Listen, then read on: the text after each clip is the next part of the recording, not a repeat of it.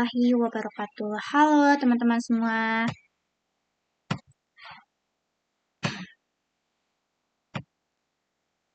Perkenalkan, nama saya Anita dengan nomor induk mahasiswa 2401034041 dari kelas 3B.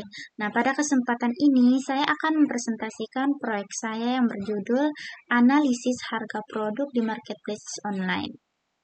Nah, saya memilih tema ini karena saat ini belanja online sudah menjadi kebiasaan masyarakat dan kita sering menemukan perbedaan harga untuk produk yang sama di berbagai marketplace seperti Shopee, Tokopedia, dan Lazada. Hal inilah yang membuat saya tertarik untuk menganalisis perbandingan harga tersebut dengan menggunakan konsep-konsep dalam matematika diskrit. Dalam proyek ini, saya mengaitkan perbandingan harga dengan beberapa analisis, yaitu analisis logika untuk menentukan kebenaran pernyataan tentang harga, analisis himpunan untuk mengelompokkan produk berdasarkan kategori harga, analisis relasi untuk melihat hubungan antara produk dan marketplace, serta analisis bilangan bulat untuk menghitung selisih harga antar platform.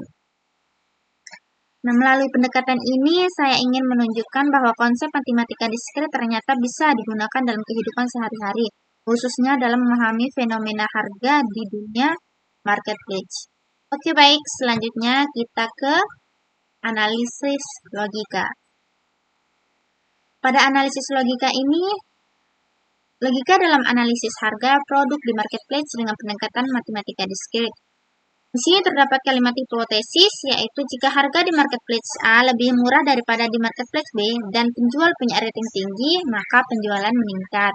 Nah, untuk definisi proposisinya di sini P itu adalah harga A lebih murah dari harga B, Q adalah penjual punya rating tinggi, dan R-nya itu penjualan meningkat. Atau bentuk logikanya itu P dan Q maka R. Selanjutnya, nah di sini saya memiliki tabel kebenaran.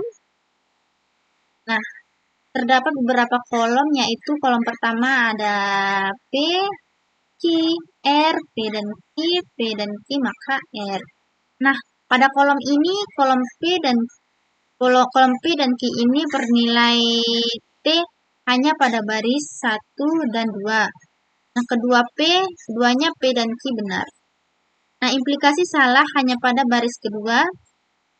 Implikasi salah pada baris kedua ketika P dan Q sama dengan T, tapi R-nya itu sama dengan F.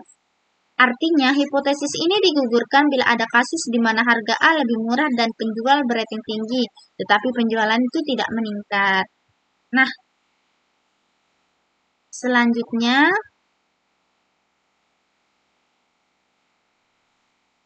di sini ada kalimat utama atau pernyataan asli. P dan Q maka R. Jika harga A lebih murah dari harga B, dan penjual punya rating tinggi, maka penjualan meningkat. Nah, untuk bentuk konversinya itu, rumus konversi itu kan jika pernyataan awal P maka Q, maka konversinya itu adalah ke Q maka P. Untuk bentuk kita, maka konversinya itu menjadi jika R maka P dan Q. Nah, untuk kalimatnya itu jika penjualan meningkat, maka harga A lebih murah dari harga B dan penjual punya rating tinggi. Selanjutnya, ini artinya bahwa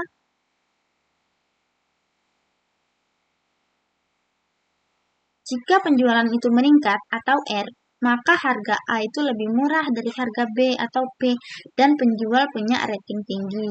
Selanjutnya kita ke inverse. Nah, bagian inverse ini kan rumusnya jika pernyataan awal P maka Q, maka inverse-nya itu adalah negasi P maka negasi Q, atau bukan P maka bukan Q. Jika bukan P maka bukan Q. Nah, untuk bentuk kalimatnya itu jika tidak benar bahwa harga A lebih murah dari harga B dan penjual punya rating tinggi, maka penjualan tidak meningkat.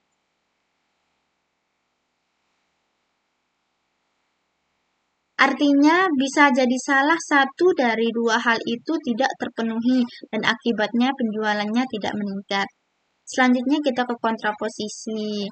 Nah, rumusnya jika pernyataan awal P maka Q, maka kontraposisinya adalah bukan Q, maka bukan P. Jika bukan Q, maka bukan P.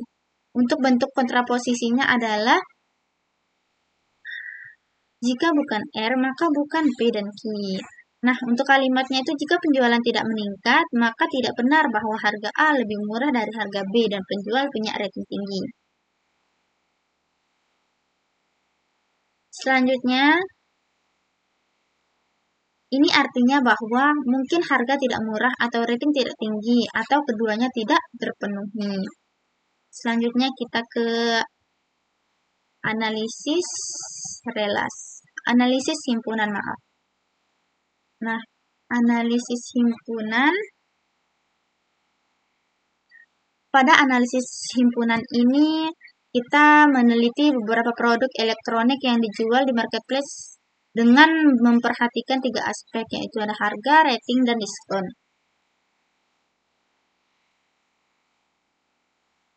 Di mana di sini terdapat produk dari P1 sampai P8 dan harga dari 80 sampai 107. Sampai yang terbesar adalah 450, ratingnya dari yang terendah 3,8 sampai dengan 4,7, dan diskonnya dari diskon 5% sampai dengan yang tertinggi 40%. Di sini ada definisi himpunan di mana himpunan A itu adalah produk dengan harga lebih dari sama dengan 100.000. Mana produk dengan harga lebih dari 100.000 yaitu ada di P2 yaitu keyboard dengan harga 150.000. Selanjutnya di P4 yaitu hard disk eksternal senilai 450.000, P6 laptop cooling pad seharga 130.000, P7 webcam seharga 200.000 dan speaker bluetooth 170.000, di mana A ini adalah himpunan produk dengan harga lebih dari 100.000. Selanjutnya kita ke himpunan B yaitu produk dengan rating lebih dari 4,3. Mana produk dengan rating lebih besar sama dengan 4,3 yaitu di P2 memiliki rating 4,7, selanjutnya di P4 hard disk eksternal memiliki rating 4,5, P6 laptop cooling pad berating 4,3 dan P8 speaker bluetooth berating 4,6.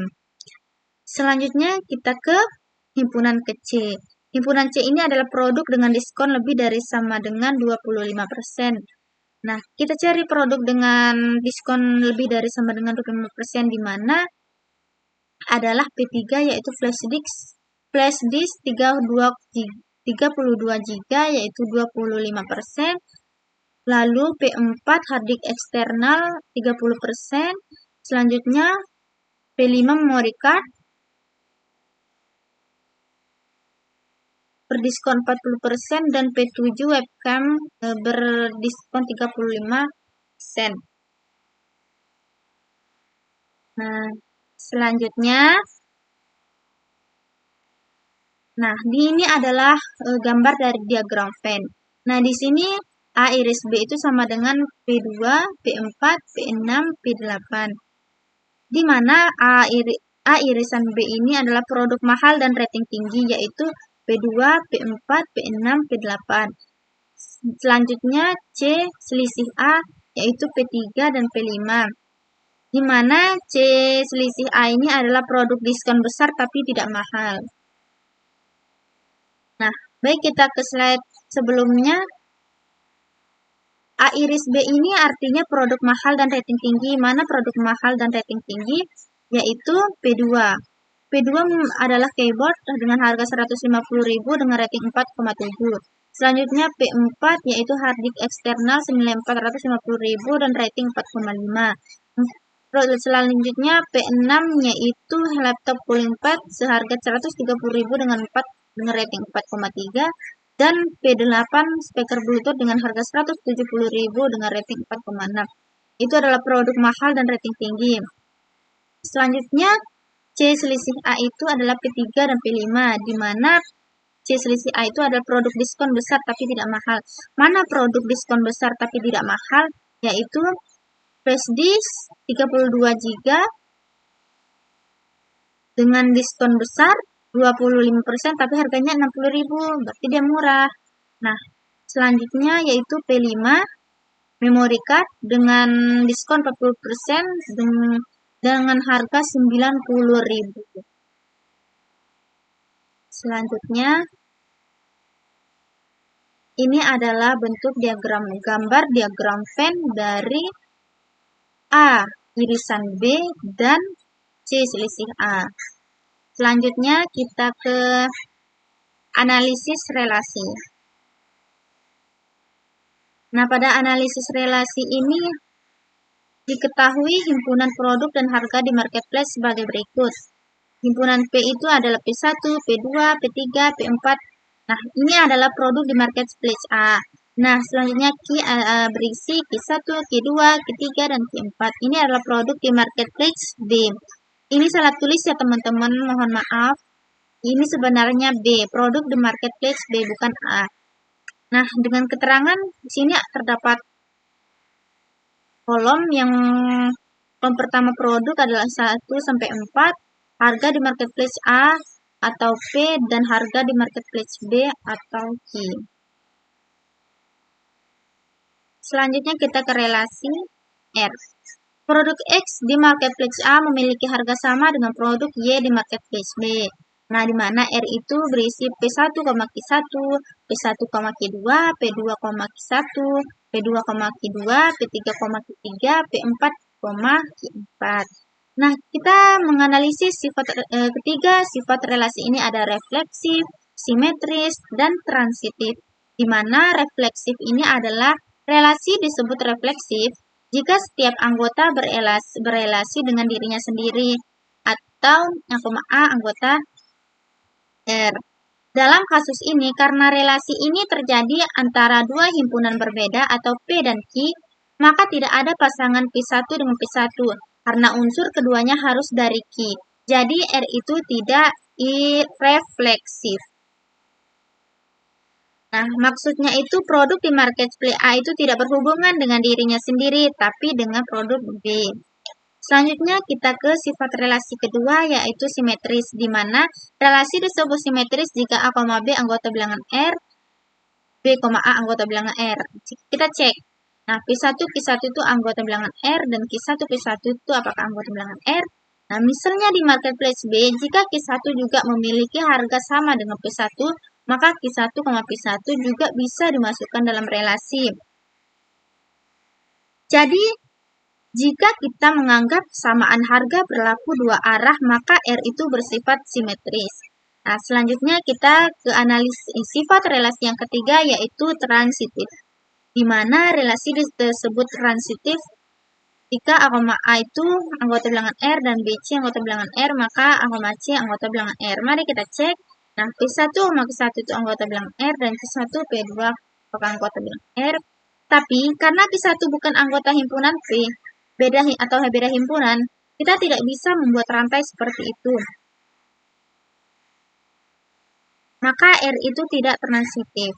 Nah, dalam marketplace online, produk di marketplace A itu tidak dibandingkan dengan dirinya sendiri atau bukan refleksif, atau R itu tidak refleksif. Nah, jika harga produk A sama dengan harga produk B, maka berlaku dua arah atau simetris. Nah, tapi kesamaan harga antara A dan B dan B dan C tidak menjamin A dan C punya harga sama. Jadi, tidak transitif. Selanjutnya, kita ke analisis bilangan bulat. Nah, di dalam analisis bilangan bulat ini apa yang harus kita lakukan, yaitu terapkan konsep keterbagian modulo atau KPK dalam konteks tema analisis harga produk di marketplace online. Nah, contoh tema marketplace online saya yaitu sebuah sistem marketplace melakukan pengecekan harga promo untuk dua jenis produk. Nah, produk A mendapatkan diskon sebesar setiap 12 hari sekali. Produk B mendapatkan diskon besar setiap 18 hari sekali. Pada hari keberapa kedua produk tersebut akan mendapatkan diskon secara bersamaan? Nah, ini adalah soal KPK. Penyelesaiannya diketahui Yang pertama tadi produk A setiap 12 hari, produk B setiap 18 hari dia mendapat diskon besar. Itu gunakan faktor prima yaitu 12 sama dengan 2 pangkat 2 dikali 3. Dan 18 sama dengan 2 kali 3 pangkat 2. Maka KPK antara 12 dan 18 sama dengan 2 pangkat 2 dikali 3 pangkat 2. Artinya 4 dikali dengan 9 sama dengan 36. Jadi kedua produk akan mendapatkan diskon secara bersamaan setiap 36 hari sekali. Selanjutnya, alternatif menggunakan konsep modulo. Sebelumnya tadi, konsep KPK atau kelipatan persekutuan terkecil digunakan untuk mencari waktu atau periode ketika dua peristiwa berulang terjadi secara bersamaan. Nah, dalam konteks ini, sistem marketplace bisa menggunakan hasil KPK untuk menjadwalkan promo gabungan atau flash sale bersama antara dua produk yang memiliki jadwal diskon berbeda. Nah, di sini alternatif menggunakan konsep modulo. Nah, sistem marketplace juga menggunakan aturan modulo untuk menentukan apakah nomor ID pengguna valid atau tidak. Nah, aturannya itu nomor ID pengguna dikatakan valid jika memenuhi ID dibagi dengan modulo 7 sama dengan 3. Artinya ketika nomor ID dibagi 7, sisanya itu harus 3. Nah, di contoh perhitungannya, di sini terdapat kolom nomor ID, perhitungan, sisa, validitas, dan validitas. Nah, nomor ID itu ada 10, 14, 24, 25, 31. Ini adalah contoh perhitungan. Nah, perhitungannya itu pada nomor ID 10, 10 modulo 7, sisanya itu 3, maka validitasnya itu valid. Nah, nomor ID 14, perhitungan 14 modulo 7, sisanya 0, maka tidak valid. 24, perhitungannya 24 modulo 7, sisanya 3, sama dengan validitas tidak valid, sama dengan validitas valid. Dan 25, perhitungannya 25 modulo 7, sisanya 4, tidak valid. Dan 31, perhitungan 31 modulo 7, sisa 3, valid. Nah, operasi modulo mencari sisa hasil bagi suatu bilangan.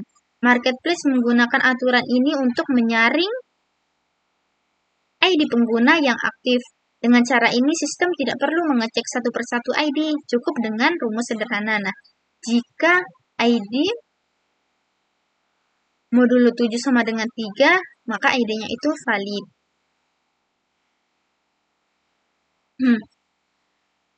Dari analisis bilangan bulat ini kita mendapat kesimpulan bahwa konsep bilangan bulat dalam bentuk KPK dan modulo dapat membantu marketplace online untuk menjadwalkan promo produk secara teratur atau melalui KPK. Selanjutnya menentukan validitas ID pengguna dengan efisien atau melalui modulo. Dan yang ketiga, dan menjaga sistem agar tetap teratur, cepat, dan aman. Nah, baik, kesimpulan dari keempat analisis tadi. Yang pertama analisis logika, yang kedua analisis himpunan, selanjutnya analisis relasi, dan yang terakhir tadi analisis bilangan bulat. Kita mendapatkan kesimpulan bahwa keempat konsep matematika diskrit seperti logika, himpunan, relasi, dan fungsi, serta bilangan bulat saling terhubung dalam analisis harga produk di marketplace online. Nah, yang pertama, logika digunakan untuk membuat keputusan otomatis, misalnya menentukan kapan diskon diterapkan berdasarkan kondisi tertentu. Nah, himpunan membantu mengelompokkan produk berdasarkan kategori promo atau harga. Contohnya relasi dan fungsi menggambarkan hubungan antara harga awal, diskon, dan harga akhir produk. Aritmatika modular atau bilangan bulat digunakan untuk menentukan pola waktu promosi seperti promo yang muncul setiap beberapa hari sekali. Nah, semua konsep ini bekerja bersama untuk menciptakan sistem harga yang efisien, terstruktur, dan mudah diprediksi. Nah, dari keterkaitan ini saya menyadari bahwa matematika diskrit bukan hanya teori abstrak, tetapi sangat penting dalam sistem digital modern. Analisis harga di marketplace ternyata didukung oleh konsep-konsep matematika yang mengatur logika keputusan, struktur data, dan pola waktu secara presisi. Ini menunjukkan bahwa pemahaman matematika diskrit itu membantu kita berpikir lebih sistematis dan rasional dalam memecahkan masalah nyata di era digital ini. Nah, baik, hanya itu yang dapat saya sampaikan. Semoga apa yang saya jelaskan tadi menambah pengetahuan kita semua dan dapat bermanfaat bagi kita semua. Wassalamualaikum warahmatullahi wabarakatuh. Dah.